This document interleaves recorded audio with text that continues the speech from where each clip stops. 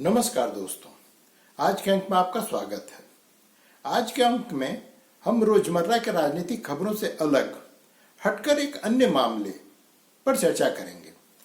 ये मामला वैसे देखने से लगता तो नहीं कि राजनीतिक है, लेकिन इसके निहितार्थ बड़े ही राजनीतिक हैं। इस घटना को हम किसी भी रूप में गैर राजनीतिक घटना नहीं कह सकते हैं।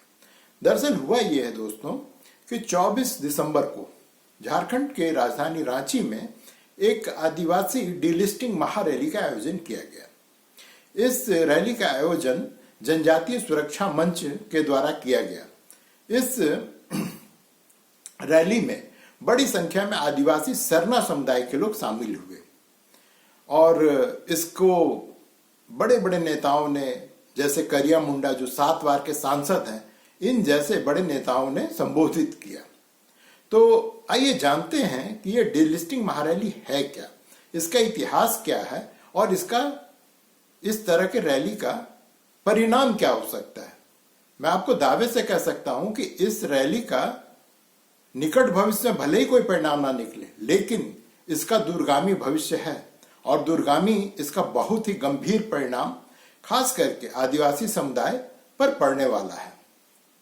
तो आइए विस्तार से चर्चा करते हैं। सबसे पहले महाराष्ट्र में इस तरह की रैलियों का आयोजन प्रारंभ हुआ।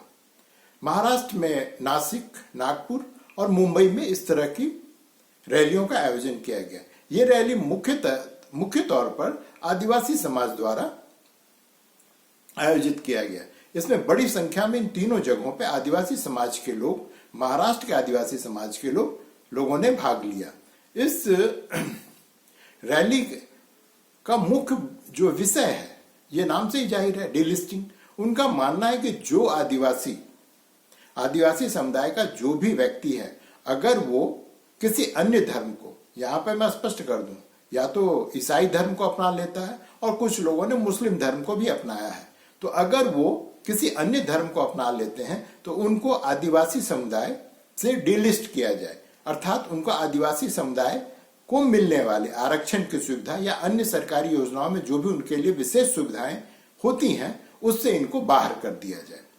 और इसी तरह का आयोजन अभी झारखंड के रांची में भी हुआ।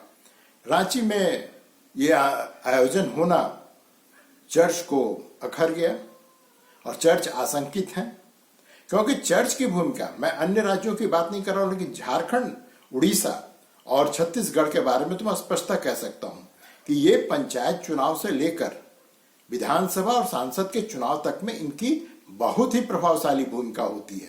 ये मैंने इनका आदेश पोप के आदेश से कम नहीं समझा जाता है। यहां पर ये जो इनके धर्म गुरु हैं, जो पादरी हैं, वो जिस राजनीतिक दल को वोट देने के लिए ये कन्वर्टेड आदिवासी को कहा जाता है, वो उस पार्टी को वोट देते हैं। और ये आज से नहीं, ये स्वतंत्रता प्राप्ति के बाद से ही प्रारंभ हो गया था। तो उस समय आदिवासी समुदाय ने इस पे कोई विशेष ध्यान नहीं दिया, लेकिन अब जब हर जगह पे हर माने जीवन के हर क्षेत्र में आदिवासियों के लिए कहीं ना कहीं सरकार के द्वारा विशेष योजनाएं लाई जा रही हैं और वो देख रहे हैं कि उनको तो ये योजना मिल नहीं रहा है, जो सरना आदिवासी हैं। अब यहाँ पे सरना कर एकदम सरल शब्दों में आपको बता दूं, सरना वो आदिवासी हैं जो आज भी अपनी पारंपरिक सनातनी यहाँ पे मैं हिंदू धर्म से संबंधित होने के लिए उनको नहीं कह रहा हूं। सनातनी की ये कब से प्रारंभ हुआ किसी को पता नहीं, इसलिए मैं यहाँ पे सनातनी शब्द का इस्तेमाल कर रहा हूं। ये मूलतः प्रकृति पूजक हैं और इनकी जो भी अपनी संस्कृति है, धर्म है, भाषा है, जो उस पे आज भी कायम है। वो किसी अन्य, जिसको आप कहते हैं कि वर्ल्ड रिलीजन, जिस तरह से इस्लाम है, क्रिश्चियनिटी है, ये उसकी शरण में नहीं गए हैं। वो आज भी अपनी परंपरा को कायम रखे हुए, उनको सरल शब्दों में हम सरना धर्म के अनुयायी कह सकते हैं या सरना धर्म को मानने वाले कह सकते हैं। इसके इतर आदिवासी समुदाय का एक बहुत बड़ा हिस्सा मुसलमान तो कुछ ही बने हैं, लेकिन ईसाई बन चुके हैं। ये उड़ीसा में भी हो रहा है, छत्तीसगढ़ में भी हो रहा है और झारखंड में भी हो रहा है। ये आज भी कंटिन्यू है। ये धर्मांतरण की प्रक्रिया या धर्मांतरण का जो एक खेल है, यह आज भी समाप्त नहीं हुआ है। और मैं आपको स्पष्ट कर दूं कि धर्म किसी व्यक्ति को धर्मांतरित किन तरीकों और किन टैक्टिक्स को अपनाकर किया जाता है, ये किसी से छुपी हुई नहीं है। आप साउथ में जाइए, वहां पे सीधा से इनको कहते हैं कि ये राइस बैग कन्वर्ट्स हैं। राइस बैग कन्वर्ट्स का मतलब ये नहीं कि एक बोरा चावल पे कन्वर्ट हो गए, इसका मतलब है कि उनको लालच देकर कन्वर्ट किया गया है।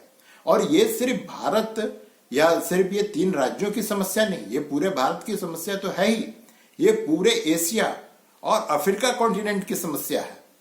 इंडोनेशिया जो कि मुस्लिम बहुल देश है, वहां पर इस तरह की बातें आप सोच नहीं सकते, लेकिन वहां पर उसका एक छोटा सा, आपको तो पता है इंडोनेशिया द्वीपों का देश है, बहुत सारे द्वीप हैं उसमें, तो उसका एक द्वीप हुआ करता था इस टाइमर। वहां पे पादरियों ने, वो वहां का पूरी, वहां इस टाइमर में आज से 50 साल पहले पूरी जनसंख्या कमोबेश सबके सब मुसलमान थी, और ये पादरी वहां पर धीरे धीरे पूरे इस टाइमर को कन्वर्ट कर दिया और उनको क्रिश्चियन बना दिया। और उसकी अंतिम परिणति क्या हुई कि इस टाइमर आज एक स्वतंत्र देश है। ये सिर्फ कन्वर्जन नहीं था, कन्वर्ट करने के बाद उनसे ये मांग करवाई गई कि तुम तो इंडोनेशिया से अलग हो, तुम मुसलमानों से अलग हो और तुम अलग देश की मांग करो। और सारे जो विश्व बिरादरी में जो ईसाई देश हैं, वो सबने इसका समर्थन करके आखिर अंततः इस टाइमर को एक अलग देश बनवा दिया। यही कहानी सूडान में दोहराई गई। आज जो आप नॉर्थ सूडान, साउथ सूडान की बात करें, वो भी मुस्लिम बहुल देश था, वहां पर भी पादरियों ने ये खेल खेला। तो यहां पर तो अभी वो खेल नहीं है और ये थोड़ा विषयांतर हो रहा है, इसलिए आइए फिर से विषय पर चलते हैं। तो हुआ क्या कि ये जो कन्वर्ट्स हुए, तो इन कन्वर्ट्स को ये आज से नहीं, अंग्रेजों के समय से हो रहा है। आप यहाँ पर खास करके झारखंड में आप 1940-50 के दशक से प्रारंभ हुआ है खेल, और ये अभी भी चालू है। और यहाँ पे एक चीज है कि जो कन्वर्ट्स हुए हैं उनको शिक्षा मिली है, वो पढ़ लिख गए हैं, इसमें चर्च का योगदान है, इससे आप इनकार नहीं कर सकते। लेकिन सेवा के बदले में किसी के आत्मा को बदल देना, ये कहाँ का न्याय है। ठीक है, जो भी है। तो करिया उरांव जो कि झारखंड में जो आयोजित की गई है रांची में 24 दिसंबर को, जो महारैली डिलिस्टिंग के लिए, उसमें उन्होंने कहा कि भाई इनकी संख्या, जो कन्वर्ट्स हैं उनकी संख्या सिर्फ 15 से 20% है, लेकिन जब ये सरकारी नौकरी की बात होती है, अन्य सुविधाओं की बात होती है, तो उसमें ये 90% काबिज है। अर्थात जो सिर्फ 15 या मान लीजिए 20% है, वो 20% आदिवासी, जो अपने को आदिवासी कहता है लेकिन वो कन्वर्ट्स हैं, वो सारे के सारे सरकारी पदों पर काबिज हैं। और जो 80% आदिवासी जनसंख्या, वो आज भी जो है उसकी आर्थिक स्थिति ना सुधर पाई, न और कुछ उसका हो पा रहा है। तो इसलिए इनका कहना है कि जो सुविधाएं वस्तुतः मिलना चाहिए था, आदिवासी जो पिछड़े आदिवासी है उनको मिलना चाहिए था, उसके स्थान पे जो इनके प्रिविलेज्ड क्लास हो गए, क्योंकि ये आज के कन्वर्ट्स नहीं, कुछ तो कई 3-4-5 पीढ़ी पहले कर चुके हैं। उनके बाप आईएएस बने, उनके बेटा आईएएस बने, फिर उनके बेटा आईएएस बने, इनका ये चला आ रहा है। अगर आईएएस नहीं बने तो कुछ राजनेता बन गए तो उनके बेटा फिर राजनेता बनने लगे, एमएलए एमपी बनने लगे। ये पूरा क्रम चल रहा है झारखंड में, और ये किसी से छुपी हुई बात नहीं है, किसी से भी छुपी हुई नहीं है। सबको इस बात को जानता है, लेकिन कहने से डरता है। तो इस रैली के द्वारा उस दबे हुए स्वर को जो है, वो जो दबा हुआ जो आवाज, जो दबी हुई आवाज थी, उसको दरअसल वाणी देने का काम किया गया है। अब स्वाभाविक है कि चर्च के जो हित है उस पर ये बहुत बड़ा कुठाराघात है। चर्च स्वाभाविक है इस पर रिएक्ट करेगा, और चर्च ये जान लीजिए कभी भी वो सीधे इन मुद्दों पर अपनी बात नहीं रखता है। ये भी एक इतिहास रहा है, कभी वो सीधे लड़ाई में नहीं उतरता है। वो क्या करता है, उसके मोहरे हैं, उसके हर राजनीतिक दल में यहाँ पे मोहरे हैं, झारखंड के हर राजनीतिक दल में, उड़ीसा के हर राजनीतिक दल में, और छत्तीसगढ़ के भी हर राजनीतिक दल में इनके मोहरे हैं। उन मोहरों के माध्यम से अपना खेल खेलती है, और ये फिर से होने जा रहा है। क्यों? क्योंकि जो डिलिस्टिंग महारैली हुई है आदिवासियों की, इसका अगला पड़ाव दिल्ली है। ये दिल्ली में डिलिस्टिंग, आदिवासियों को डिलिस्टिंग, जो कन्वर्टेड आदिवासी उनको डिलिस्ट करने के लिए जो अगली सभा करने वाले हैं, वो दिल्ली में होने वाली है, फरवरी माह में होने वाली है। अब इन्होंने खेल क्या खेला है, यहां पर कांग्रेस के कार्यकारी अध्यक्ष हैं बंधु तिर्की। अभी वो सजा याफ्ता हैं, इसलिए उनकी सदस्यता चली गई, वो चुनाव नहीं लड़ सकते। तो उन्होंने क्या किया कि अपनी बेटी को एमएलए बनवा लिया। वो कांग्रेस के कार्यकारी अध्यक्ष हैं। उन्होंने कहा है कि मैं भी फरवरी में इस डीलिस्टिंग आंदोलन के खिलाफ आंदोलन करूंगा। लेकिन यहां पे एक बड़ी मजेदार चीज, जो मैंने कहा ना कि चर्च कभी सीधे खेलने नहीं आती है, चर्च अपने मोहरों के माध्यम से खेलती है। अब यहां भी इन्होंने क्या किया, यही चीज इतने सालों में तो बंधु तिर्की भी टैक्टिक सीख चुका है। उसने क्या किया है, उसने कहा कि नहीं, कांग्रेस पार्टी जो है, कांग्रेस पार्टी के कार्यकारी अध्यक्ष की हैसियत से मैं आंदोलन नहीं करूंगा। मैं ये आंदोलन, उनका एक मंच है, जनाधिकार मंच, मैं उसके बैनर के तले आंदोलन करूंगा। मैंने एक आदमी जो कांग्रेस का कार्यकारी अध्यक्ष है, वो अपना आंदोलन करेगा, वो कब कहा किसके उसे तो सही में ये करना चाहिए था कि वो कांग्रेस पार्टी की तरफ से आंदोलन करता, लेकिन वो नहीं, वो अपना एक मंच बनाए हुए, जनाधिकार मंच, उसके बैनर के तले वो ये आंदोलन, वो भी फरवरी में करेगा। तो ये पुराना खेल है चर्च का। लेकिन आइए जानते हैं कि इसका इतिहास क्या है। क्या ये आज की बात है? क्या ये अभी 2-4-5 महीनों में कुछ लोग कह रहे हैं ओ लोकसभा का चुनाव आ रहा है इसलिए आंदोलन चालू हुआ है? जो बंधु तिर्की ने भी कहा कि ये हम आदिवासियों को बांटने के लिए आंदोलन है। भाई, ये आंदोलन आज से प्रारंभ नहीं हुआ है, दबा हुआ था, धीमा था, इसके स्वर थोड़े मध्यम थे, लेकिन ये आंदोलन की शुरुआत आज से नहीं हुई है। इस आंदोलन की शुरुआत के जो अगुआ हैं वो है कार्तिक उरांव। वो बहुत बड़े आदिवासी नेता थे, सांसद थे, इंजीनियर थे और बहुत ही टैलेंटेड। मैंने ऐसे बिरले लोग होते हैं जो आदिवासी समाज से अब तक बाहर आया है, बहुत ही बिरले लोग। दरअसल हुआ ये था, मैं आपको कार्तिक उरांव की जब कहानी बताऊंगा तो आप समझ जाएंगे कि यह आंदोलन कब से प्रारंभ हुई है। कार्तिक उरांव 1962 में जो लोकसभा का चुनाव हुआ, उसमें वो स्वतंत्र पार्टी के उम्मीदवार थे। उनके खिलाफ कांग्रेस पार्टी ने डेविड मुंजानी ओरांव, मैं उच्चारण सही नहीं कर पा रहा हूं, मुजानी थे या मुंजानी थे, तो जो भी थे वो डेविड मुंजानी उरांव थे, उसको कांग्रेस पार्टी ने कार्तिक उरांव के खिलाफ खड़ा किया और वो चुनाव जीत गए। लोहरदगा का ये लोकसभा क्षेत्र था। आपको पता ही है, लोहरदगा पूरा आदिवासी बहुल इलाका है और वहां से डेविड साहब चुनाव जीत गए।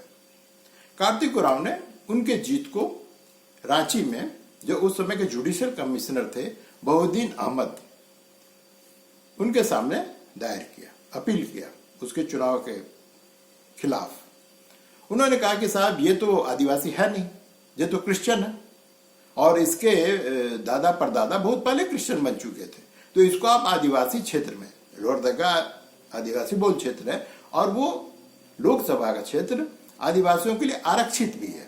मैंने अर्थात इसका मतलब कि वहां पे जो भी उम्मीदवार होगा वो आदिवासी ही हो सकता है।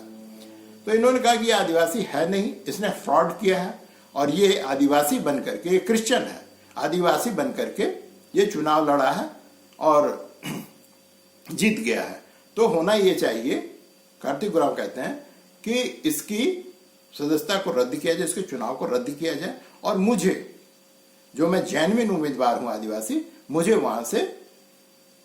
वहां का सांसद घोषित किया जाए। ज्वाइंट कमिश्नर साहब ने उसको उठा के फेंक दिया, उस अपील को। तो कार्तिक उरांव साहब फिर पटना हाईकोर्ट के शरण में गए। पटना हाईकोर्ट ने उनकी दलीलों को सुना। उस दलील में एक बड़ी मजेदार बात कहते हैं। उस दलील में जो फैक्ट्स उन्होंने रखे, उसमें एक बहुत ही जबरदस्त फैक्ट है, इसको दोस्तों बहुत ही ध्यान से सुनिए, बहुत ध्यान से। दरअसल गवर्नमेंट ऑफ इंडिया का 1936 का एक आदेश था।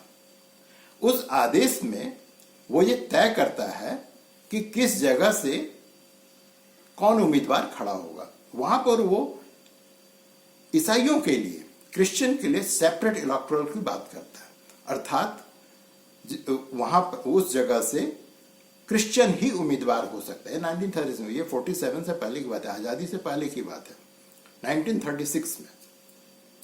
तो उसमें वो बताता है कि ये क्रिश्चियन कौन होगा और आदिवासी कौन होगा, इसको वो उस आदेश के 4, 5 और 6 धाराओं में डिफाइन करता है। वो पहली धारा में कहता है कि वो क्रिश्चियन इन जो सेपरेट इलेक्टोरल जो क्षेत्र चुने जाएंगे वो क्रिश्चियन वहां से उम्मीदवार होंगे जो नेटिव क्रिश्चियन है, अर्थात भारतीय क्रिश्चियन है। यहाँ पे वो बताता है कि जो विदेशी क्रिश्चियन है, अंग्रेज हैं, फ्रेंच हैं, डच हैं, वो इन जगहों से चुनाव नहीं लड़ सकता है। दूसरा ये बताता है कि इनको जो ये लड़ेंगे, जो उम्मीदवार बनेंगे, उसका चुनाव एक इलेक्टोरल कॉलेज करेगा। यहाँ पर झारखंड में उन्होंने क्या किया कि छोटानागपुर कैथोलिक समिति या कुछ इस तरह से करके उन्होंने एक समिति बनाया और उस समिति ने 40 लोगों का एक इलेक्टोरल कॉलेज बनाया। वो तय करेगा कि जो ईसाई क्षेत्र के सीट होंगे उस पर कौन सा क्रिश्चियन या कौन सा ईसाई चुनाव लड़ेगा। यहां पहले उसने स्पष्ट कर दिया कि इन जगहों पे सिर्फ नेटिव क्रिश्चियन, मैंने विदेशी क्रिश्चियन यहां पे चुनाव नहीं लड़ सकता। अब आपको लगेगा दोस्त कि ये तो फिर सारे आदिवासियों की बात है ना। वो धारा 6 में स्पष्ट करता है कि इन जगहों पे सिर्फ क्रिश्चियन चुनाव लड़ेंगे। आदिवासियों के लिए अलग क्षेत्र की बात करता है और वहां पर स्पष्ट करता है कि यहां पे कोई क्रिश्चियन चुनाव नहीं लड़ेगा। यहां पर जो आदिवासी है वो यहां पे बैकवर्ड आदिवासी की बात करता है, पिछड़े हुए आदिवासी की बात करता है, सिर्फ वही चुनाव लड़ सकता है। अर्थात यहां पर जो कन्वर्ट्स हैं वो चुनाव नहीं लड़ सकते। इस आदेश के धारा 6 को दोस्तों ये सारे इंटरनेट पे उपलब्ध हैं, जो बातें मैं आपसे कह रहा हूं आप जाकर के आराम से ढूंढ के पढ़ सकते हैं। उसके धारा 6 में स्पष्ट कहा गया है कि कोई कन्वर्ट्स आदिवासी सीट से चुनाव नहीं लड़ सकता है। जिस प्रकार से ईसाई सीट से सिर्फ ईसाई ही लड़ेगा, वहां पे कोई विदेशी ईसाई चुनाव नहीं लड़ सकता है। इन चीजों को उसने स्पष्ट किया। तो ये दलील उन्होंने, कार्तिक उरांव ने पटना हाईकोर्ट में रखा।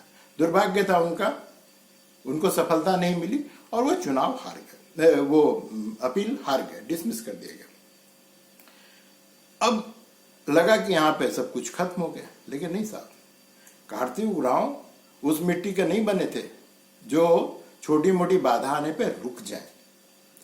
फिर समय का चक्र बदला और 67 में 1967 में कार्तिक उरांव को कांग्रेस ने उम्मीदवार बनाया उसी क्षेत्र से, लोअर दग्गा से, और ये चुनाव जीत गए।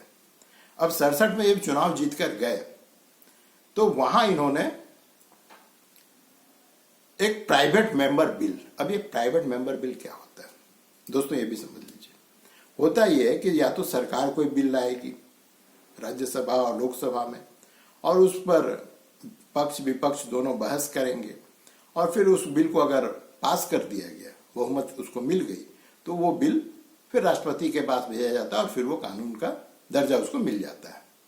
लेकिन संविधान में प्राइवेट मेंबर बिल की बात की गई कि ठीक है, आप अकेले अपने पार्टी के हैं या अपनी पार्टी से आप सहमत असहमत जो भी हैं, आप कोई भी बिल ला सकते हैं। अर्थात कोई भी एक सांसद किसी भी तरह का बिल संसद में पेश कर सकता है, ला सकता है, उसके समक्ष पेश कर सकता है। जरूरत होती है कि उसको उस सदन का बहुमत प्राप्त हो, अर्थात उस बिल पर और लोगों के, वो किसी भी दल के हो सकते हैं, उनकी सहमति प्राप्त हो। ये प्राइवेट मेंबर बिल शुक्रवार के दिन में सेकंड हाफ में लाया जाता है, अर्थात कि जब शून्यकाल खत्म हो जाता, लंच, उसके बाद जो है लंच अवकाश के बाद में सामान्यतः इस बिल को लाया जाता है। तो इन्होंने कांग्रेस पार्टी की तरफ से नहीं, कार्तिक उरांव ने कांग्रेस पार्टी की तरफ से नहीं, इन्होंने अपनी व्यक्तिगत रूप से इन्होंने 67 में एक bill as a private member ये सदन में लेकर के आए। इस बिल का नाम था the schedule caste and schedule tribe order amendment bill 1967। ये बिल लाया गया और इनको across the party line, Congress ने इनको सीधे समर्थन नहीं किया, लेकिन कांग्रेस के बहुत सारे एमपी जो सांसद, उनके साथ साथ अन्य दलों के सांसदों ने भी कार्तिक उरांव जी का समर्थन किया। और हुआ ये कि बिल को जो है गहन अध्ययन के लिए भेज दिया गया ज्वाइंट कमेटी के पास। ज्वाइंट कमेटी ने इस पर 22 बैठकें की, एक दो नहीं 22 बैठकें की है। 22 बैठक के बाद में अंततः ये 1969 में संसद के पास आई। अब जो उस समय आदिवासी मामलों से संबंधित मंत्री थे, उनकी दलील सुनिए। उन्होंने कहा कि यह बहुत ही संवेदनशील विषय है, इस पर सीधे फैसला नहीं लिया जा सकता है। जो ज्वाइंट कमेटी ने जो संस्तुतियां जिसको बोलते हैं कि जो भेजी थी, उस पर सीधे फैसला नहीं लिया जा सकता, इसलिए इसे लॉ मिनिस्ट्री माने कानून मंत्री, होम मिनिस्टर गृह मंत्री और फॉरेन मिनिस्टर, गौर कीजिए, फॉरेन मिनिस्टर के समक्ष के पास भेजा जाए और उनसे विचार विमर्श करके ही इस पे आगे बढ़ा जाए। एक वो दिन था जो उसको डस्टबिन में कांग्रेस ने फेंकी, आज तक वो फिर निकल कर नहीं आया।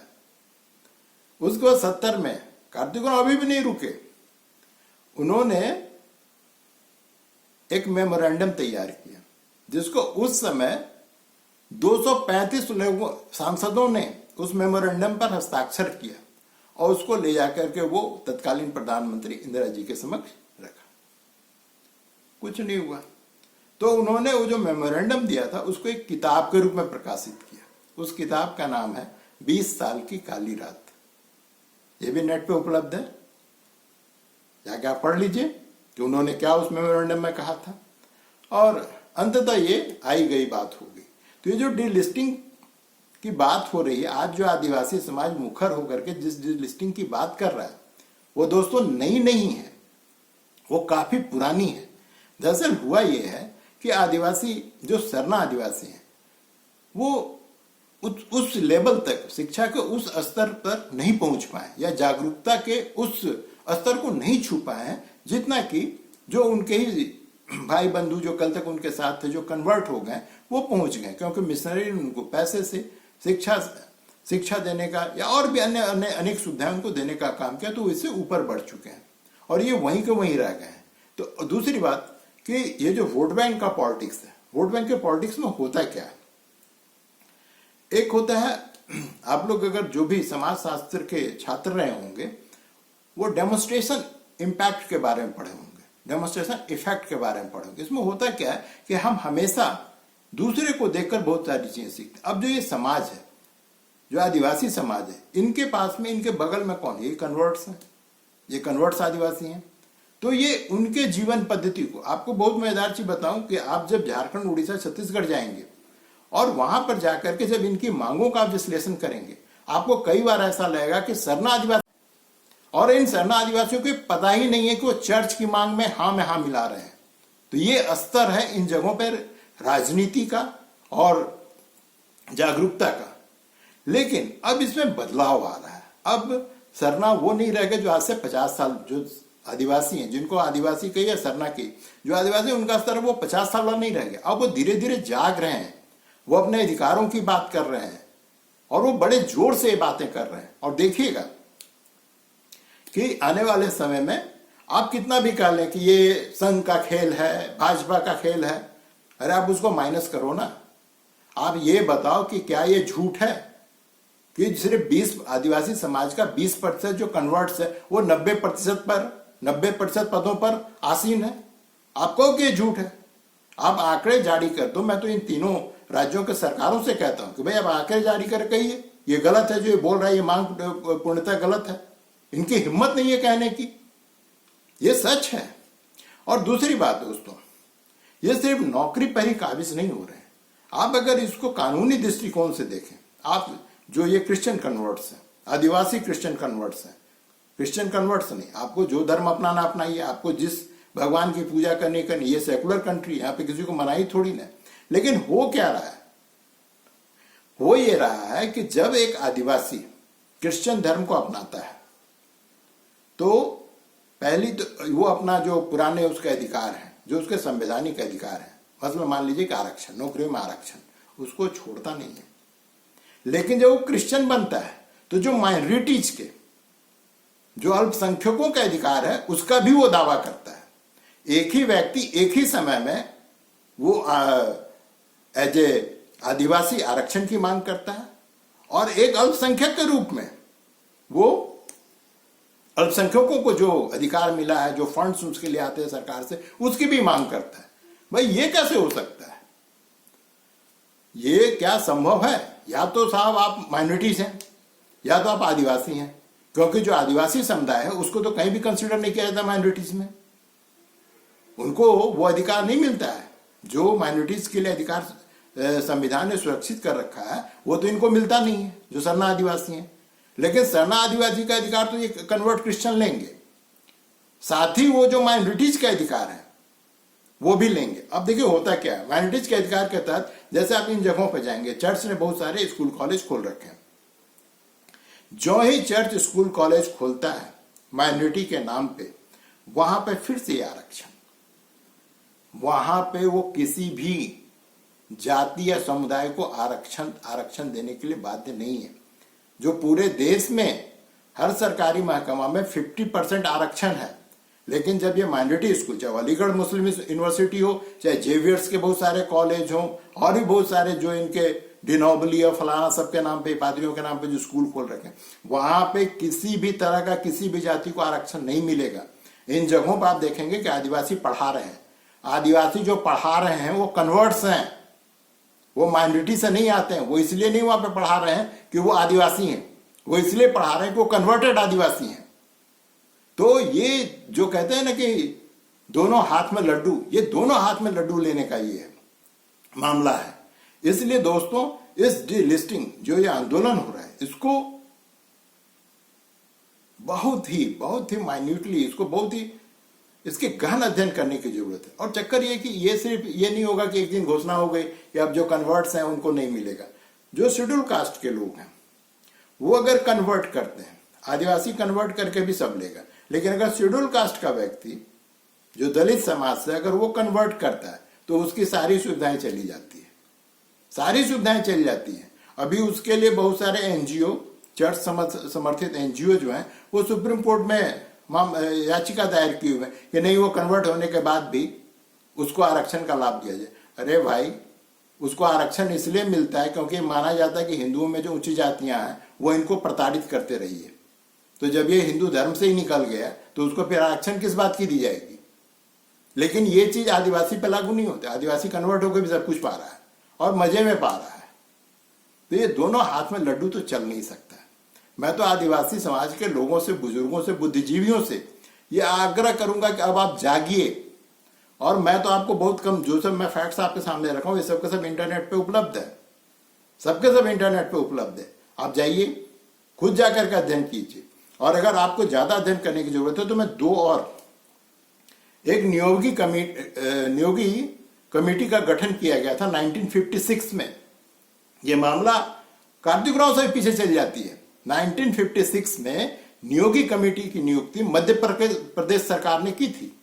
तत्कालीन मध्य प्रदेश सरकार, वो संघ का सरकार नहीं था, वो कांग्रेस की सरकार थी जिसने नियोगी कमेटी का गठन किया था।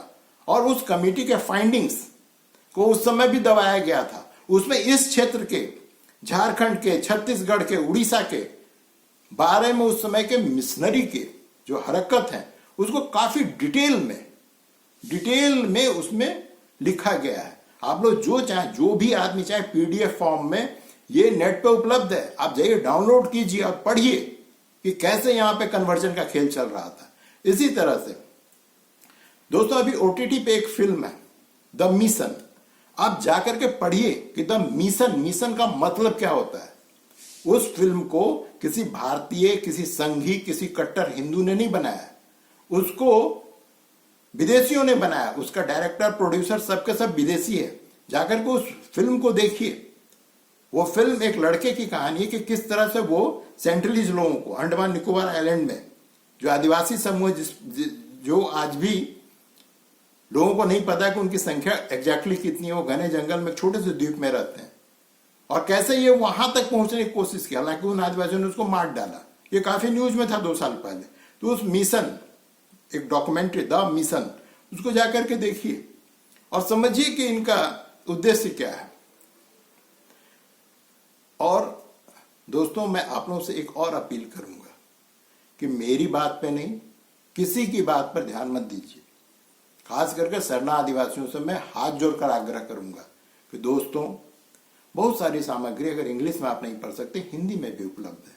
नेट पर जाइए और अपने असली नेता दल को पहचानिए। अगले अंक में मिलते हैं दोस्तों, तब तक के लिए नमस्कार।